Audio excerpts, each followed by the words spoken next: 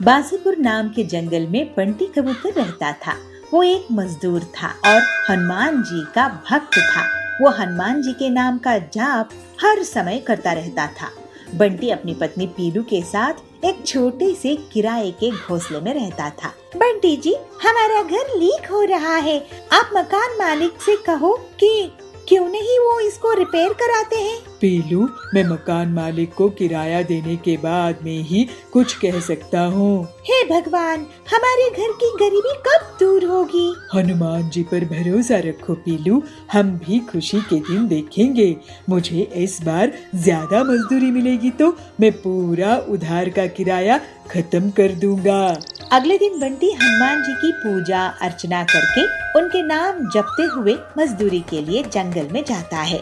वो जब काम की जगह पहुंचता है तो उसका ठेकेदार कड़क से कहता है, मेरे मजदूर भाई बहनों, कुछ सरकारी कानूनों से मुझे ये काम 10 महीने के लिए बंद करना पड़ रहा है। तुम लोग कुछ और काम देख लो। बंटी दुखी हो जाता है। हे भगवान, ये तो बहुत बड़ी मुसीबत आ गई है। आपको काम नहीं है, बारिश का मौसम है और ऊपर से वो जाबाज चील रोज रोज घर खाली करवाने की धमकियां दे रहा है। घर में तो खाने के लिए अनाज भी नहीं है। हे हनुमान जी, आपकी भक्ति मैं आपसे कुछ मांगने के लिए नहीं करता, इसीलिए आप जो रास्ता बताएंगे हमें मंजूर होगा। हम पर कृपा करे भगवान। लेकिन बंटी को अगले ही दिन उसका मकान मालिक जाबाज घर से बाहर निकाल देता है। बहुत जोर से बारिश होने लगती है। बंटी जी, हम तो बेघर हो गए हैं। अब तो हमारा कुछ नहीं हो सकता, सब बर्बाद हो गया।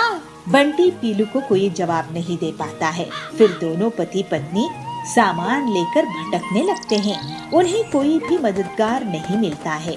शाम होने लगती है तो बंटी को एक पुराना पत्थर का मंदिर मिलता है। पीलू, हम यहाँ पर हनुमान जी को बिठा देते हैं। ठीक है जी, मैं भी हनुमान जी की आरती गाती हूँ। दोनों पति पत्नी हनुमान जी की आरती करने लगते हैं। तभी वहाँ पर एक बूढ़ा आता है। मैं हरिया हूँ, तुम दोनों कौन हो जो इस मंदिर में हनुमान की भक्ति कर रहे हो। हरिया काका, हम बेघर हो गए हैं, काम धाम छूट गया है। हम सब कुछ हनुमान जी पर ही छोड़ दिए हैं। जो होगा हनुमान जी की कृपा मानेंगे। हम गरीबों के पास यही है। अभी इस मुश्किल के समय में हम इस पुराने मंदिर में रहेंगे और कल से काम ढूंढने जाएंगे। तुम्हारी हनुमान भक्ति को देखकर मैं तुम्हें एक चीज सिखा सकता हूँ बंटी, जिससे तुम पैसे भी कमा सकोगे। बताइए काका, क्या सिखाएंगे आप मुझे? पत्थर के घोंसले बनाना सिखा दूंगा मैं तुम्हें। फिर हरिया बंटी को पत्थर के घोंसले बनाना सिखा देता है। आपका बहुत धन्यवाद हरिया काका। हनुमान जी की दया से आप हमें इतनी मुसीबत में मिले और आपकी मदद से हमारे पास अपना खुद का एक पत्थर का घोंसला हो गया। अब तुम जाओ और इन्हें बेचो। अब दोनों पति पत्नी हनुमान जी का नाम लेकर पत्थर का घोंसला बेचने के लिए निकल जाते हैं और देखते ही देखते उनके पत्थर के घोंसले बहुत अच्छे दामों में बिकने लगते हैं। अरे वाह बंटी, तुमने तो कमाल ही कर दिया। मैंने तो ऐसा नायाब पत्थर के घोंसले कभी नहीं देखे। तुम बहुत तरक्की करोगे, ऐसे कड़क सेठ कहता है। फिर एक दिन बंटी पीलू के साथ हरिया को मिलने जाता है, लेकिन वो उन्हें कहीं नहीं मिलते। जब वो पुराने मंदिर के पेड़ में ऊपर देखते हैं तो पेड़ पर हरिया बैठे थे। कैसे हो बेटा बंटी, बेटी पीलू? हम तो आपको ही ढूंढ रहे थे, हनुमान जी का प्रसाद देने के लिए। तभी हरिया काका अपना भेष बदल देते हैं और हनुमान जी के भेष में आ जाते हैं। हनुमान जी, जय सिया राम, जय हनुमान, जय हनुमान। मैं तुम्हारी भक्ति से अति प्रसन्न हूँ। तुमने बहुत दुख देखे लेकिन मेरा सहारा नहीं छोड़ा। अब से तुम ऐसे ही मेहनत करो, मेरा आशीर्वाद है।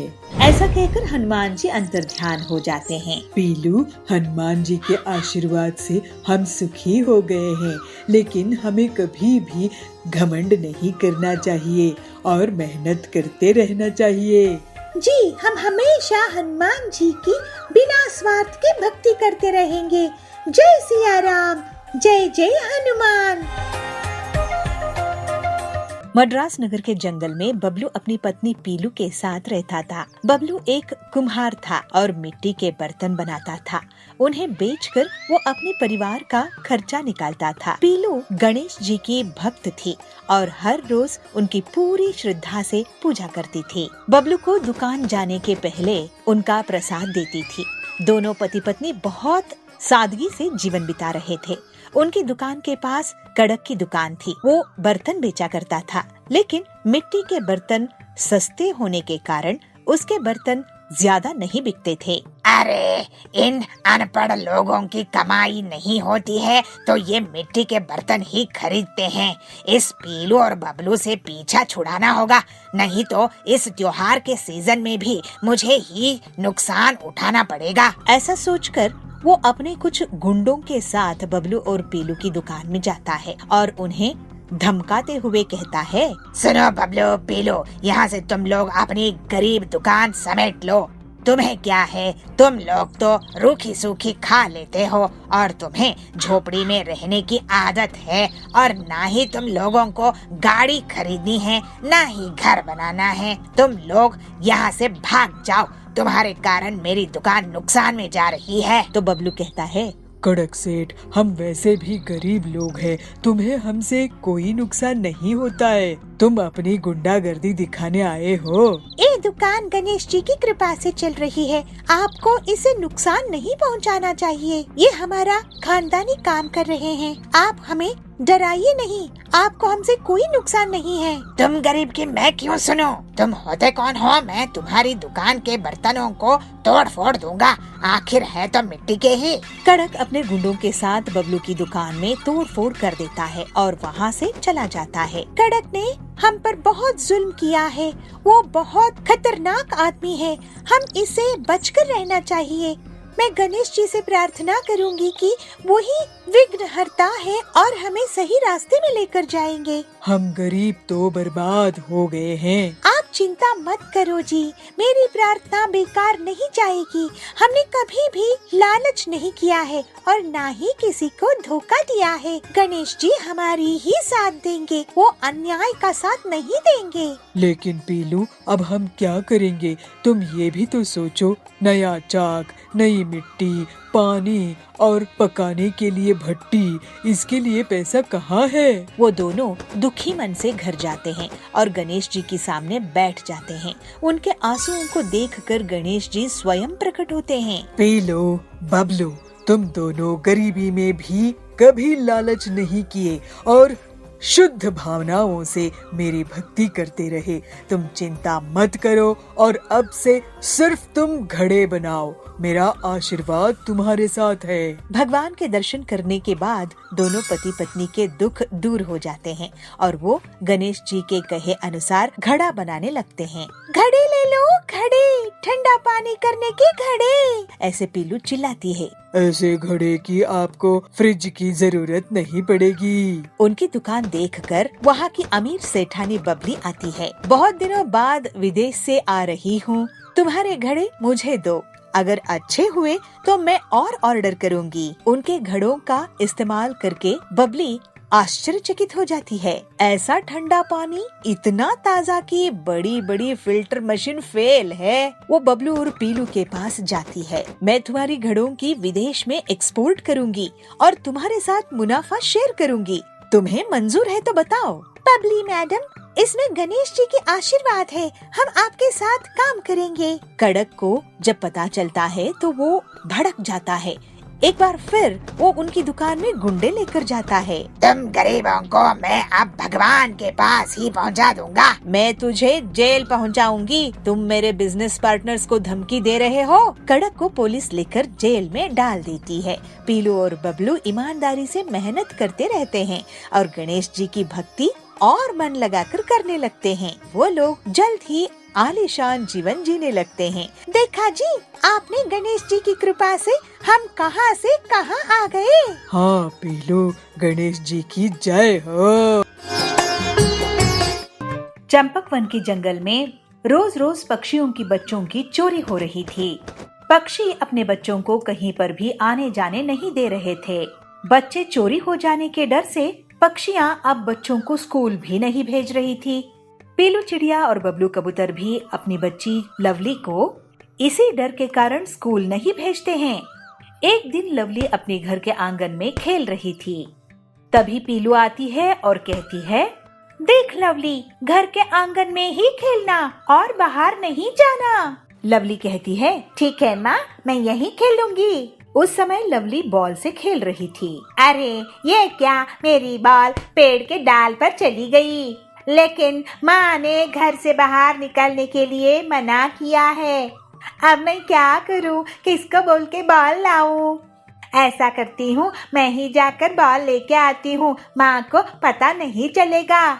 लवली बॉल लेने के लिए पेड़ की डाल पर चली जाती है। तभी उसके पास एक अनजान कौवा आता है। कौवा लवली से कहता है, बेटा, क्या तुम्हारे पिताजी घर पर हैं? मैं तो उन्हीं के ऑफिस में काम करता हूँ। ये लो, चॉकलेट खाओ। लवली कहती है, नहीं अंकल जी, मैं अनजान लोगों से चॉकलेट नहीं लेती हूँ। अरे बेटा, लेकिन मैं तो अनजान नहीं हूँ। मैं तुम्हारे पापा के ऑफिस में ही काम करता हूँ। तुम्हें मुझसे डरने की कोई जरूरत नहीं है। तुम चॉकलेट खाओ, तब तक मैं तुम्हारे पापा से मिलकर आता हूँ। लवली को चॉकलेट देखकर लालच आ जाता है और वो उसे खाने लगती है। चॉकलेट खाकर लवली बेहोश हो जाती है और कालू कौवा उसे तुरंत वहाँ से उठाकर भाग जाता है। पीलू घर आती है तो देखती है कि लवली घर में नहीं है। वो बाहर जाकर लवली को आवाज लगाती है, लवली, लवली बेटा, कहाँ पे हो? यहाँ आओ। फिर पीलू बबलू को फोन लगाती है और उसे सारी बात बताती है। बबलू घर वापस आता है और वो पीलू पर गुस्सा करता है। अरे बबली, तुम इतनी लापरवाह कैसे हो सकती हो? तुम लवली को छोड़कर घर से बाहर क्यों गई? तुम्हें तो पता है ना कि आजकल बच्चे कैसे किडनैप हो रहे हैं। अब हम अपनी बेटी को कहाँ ढूंढेंगे? अब पीलू चिड़िया अपनी बेटी को पागलों की तरह ढूंढने लगती है और वो जगह जगह जाकर पक्षियों से पूछती है, बंटी भैया, क्या आपने मेरी बेटी लवली को देखा क्या? नहीं बहन, मैंने तो नहीं देखा।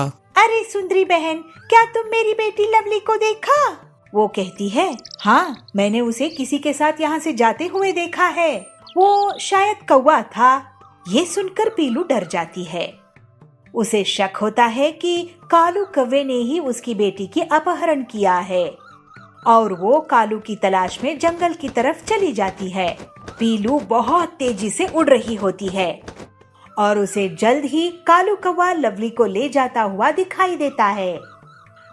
पीलू तुरंत उसके पास पहुंचती है और कहती है, ओ कालू कौवे, तुम मेरी बेटी को कहाँ लेकर जा रहे हो? उसकी बात सुनकर कालू उसे धमकाने लगता है।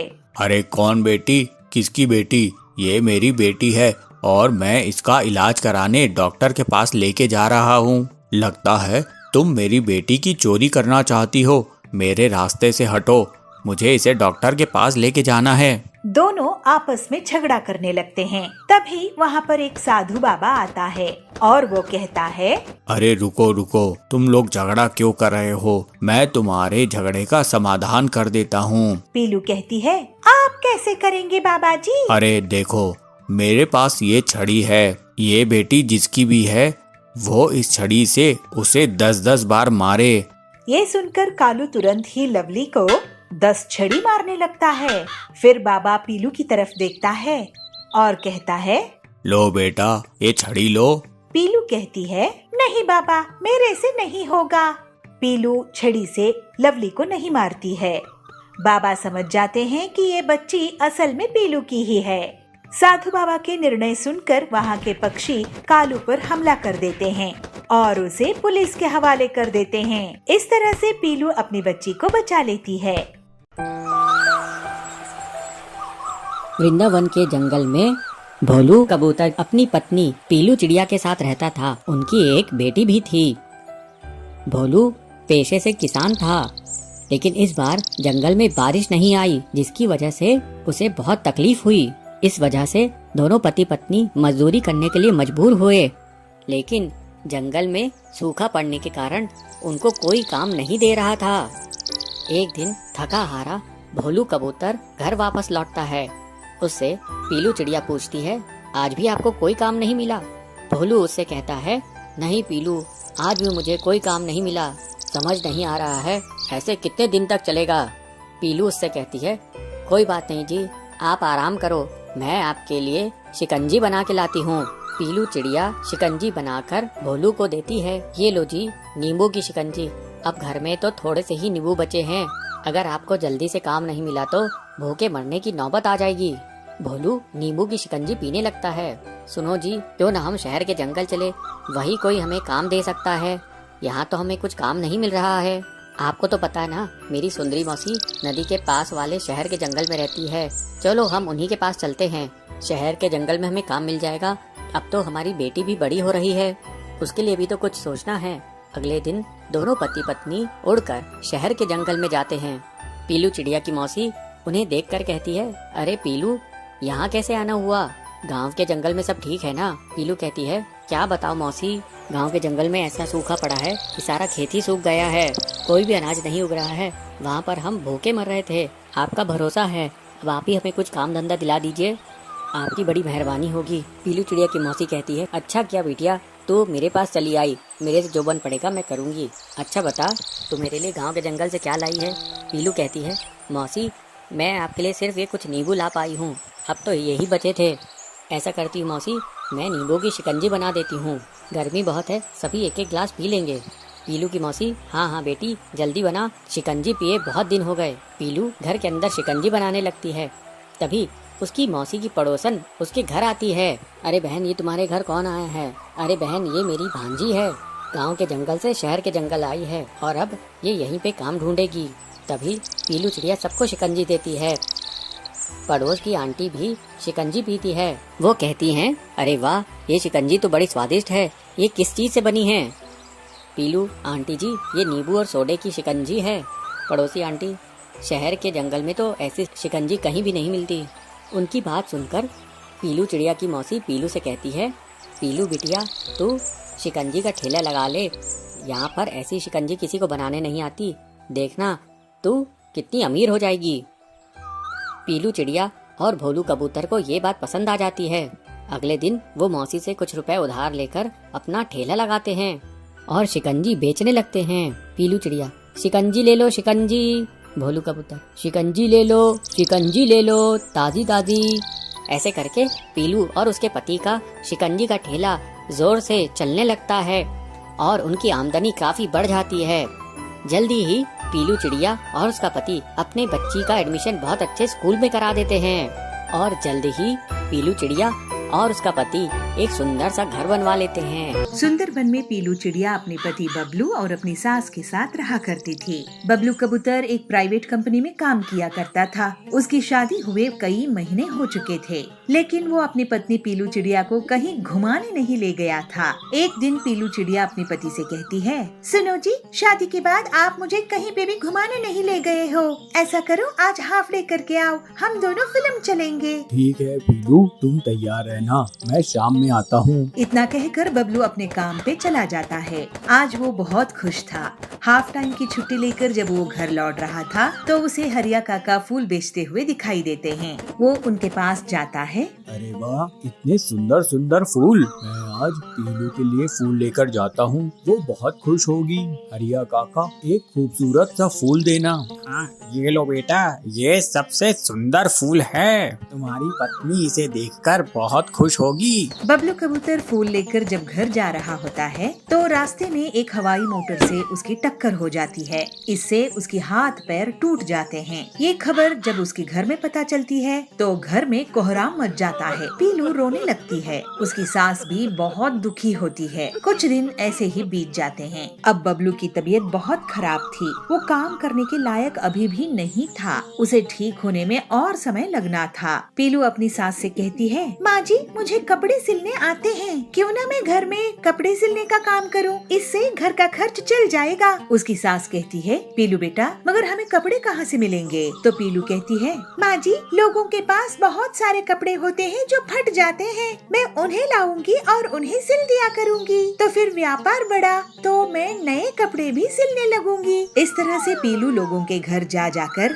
उनके फटे कपड़े लाया करती थी और घर में उनको सिल दिया करती थी। अब लोग उसके पास खुद चलकर आते थे और उनके पास pant shirt, salwar kameez, jeans जो भी फटी रहती थी वो लोग उन्हें रिपेयर करा के ले जाते थे। कुछ दिनों बाद बबलू ठीक होने लगा। वो पीलू की मेहनत देखकर उसे कहता है, पीलू तू कितनी अच्छी है, तेरी मेहनत से हमारा घर चल रहा है। मैं अब तेरे लिए कपड़ों का इंतजाम करता हूँ, अब तू नए कपड़े सिलना। पीलू बबलू की बात सुनकर खुश हो जाती है। बबलू बाजार जाकर कपड़ों का थान लेकर आता है और उसको पीलू को देता है। पीलू उस नए कपड़े से लोगों के लिए नए नए कपड़े सिलने लगती है। बबलू की माँ उससे कहती है, बबलू पीलू बहुत मेहनत कर रही है। अगर ऑटोमेटिक सिलाई की मशीन होती तो फिर इसे सिर्फ कपड़े डिजाइन करने पड़ते और वो मशीन अपने आप कपड़ों को सिल देती। अब बबलू वापस अपने काम पे जाने लगता है। बबलू अपनी मेहनत को और बढ़ा देता है। वो ज्यादा से ज्यादा काम करता है और ओवर टाइम के उसे पैसे मिलते हैं।